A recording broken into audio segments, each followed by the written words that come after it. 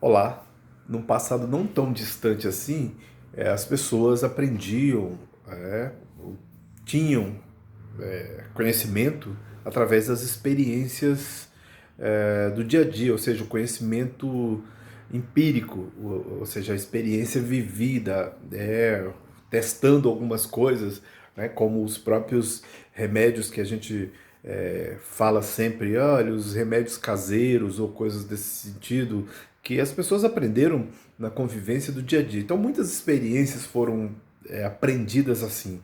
É, Muito que nós temos nas ciências advém disso. Isso é inegável. Né?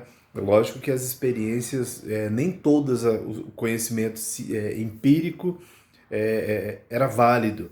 Muitas das coisas davam errado. Os remédios que as pessoas tomavam acabavam morrendo porque não era correto. E mesmo assim as pessoas ainda insistiam em fazer algumas coisas dessas, né? Por exemplo, a pessoa tem uma ferida, fala, eu deixo se o cachorro lamber, vai sarar. Não vai sarar. Pode te causar outros problemas. Vai sarar por quê? Porque algumas doenças que nós adquirimos ou que nós temos, essas doenças elas vêm, o corpo consegue curar algumas doenças. Então a gente acaba curando e colocando, dando crédito a algumas coisas que não são reais. Por exemplo, tem que passar o creme dental para alguma coisa. Não, o creme dental ele é abrasivo, então ele vai fazer mal quando você passa na pele, alguma coisa assim.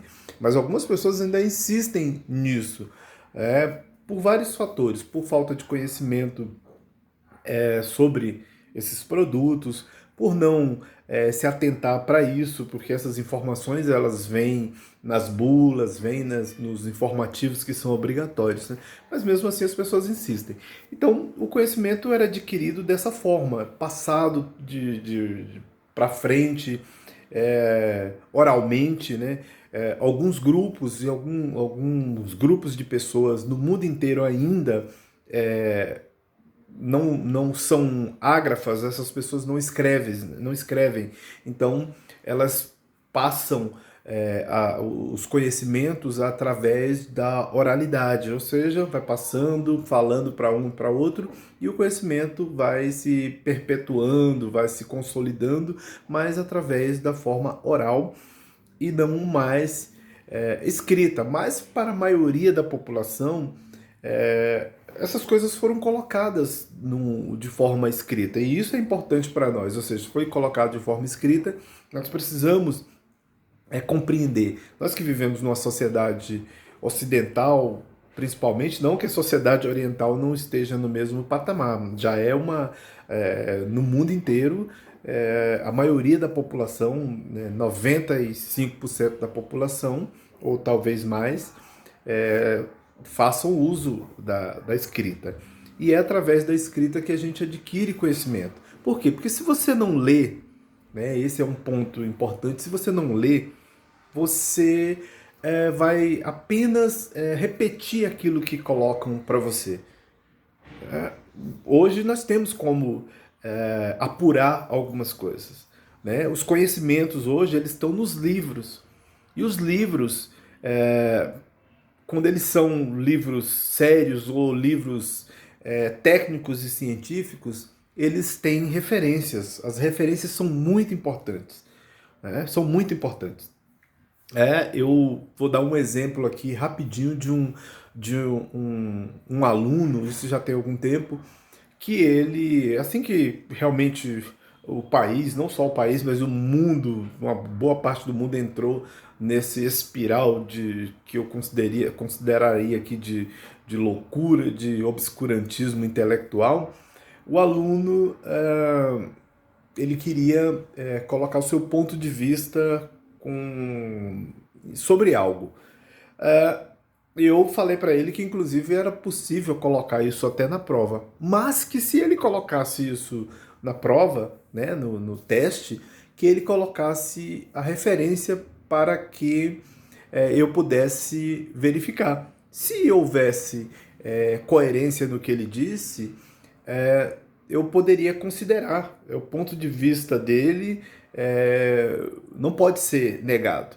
Mas para que você tenha um ponto de vista sobre algo diferente, é necessário que você tenha como comprovar isso. É assim que funciona, né? Nas ciências, se você estuda, se você vai concluir o seu curso, no final do curso você precisa fazer um TCC, que é o trabalho de conclusão do curso. É ali onde você vai ser avaliado. Você vai ter que escolher um ponto sobre tudo aquilo que você estudou durante aqueles 4 anos para que você possa fazer um trabalho relativo àquilo. Mas o seu trabalho ele precisa ter referências. As referências elas se baseiam em experiências anteriores e documentação. Lógico que hoje, como a maioria das pessoas que são meus amigos e tal, e sabem, eu sou formado em História e, logicamente,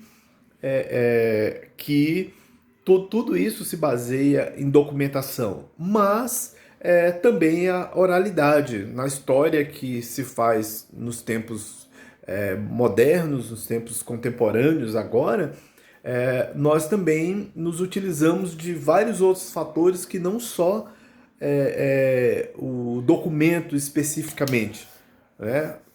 Isso era uma coisa mais do positivismo, né? E para contar histórias, a história dos grandes vencedores, dos grandes heróis, e que nós não fazemos mais só dessa forma, né? Existem outros pontos de fazer essa conexão. Mas é importante que você não fale simplesmente da sua cabeça, algo que você acredita que está apenas na sua cabeça. É preciso que haja comprovações, né? Eu posso dar um exemplo aqui no tribunal. O tribunal, em tese, deve se basear numa defesa ou numa condenação em fatos que se comprovem. Precisa ter as evidências para que a gente possa verificar e chegar a uma conclusão que possa ser favorável ou não a um réu, a uma pessoa. Então, da mesma forma, é importante que você tenha documentações que comprovam aquilo que você quer colocar. Você não pode simplesmente criar algo e colocar para todos e dizer que isso é uma verdade. Isso é impossível. Então, é importante que você tenha conhecimento. E hoje, uma das formas mais importantes de se adquirir conhecimento, não só, né, pelas experiências vividas no dia a dia, mas também pela leitura, que faz com que você tenha a possibilidade de raciocinar, de pensar, né, por si só, com base naquilo que você experienciou, experimentou. É impossível você fazer isso de outra forma. É impossível. Nos dias de hoje, se você não lê, se você não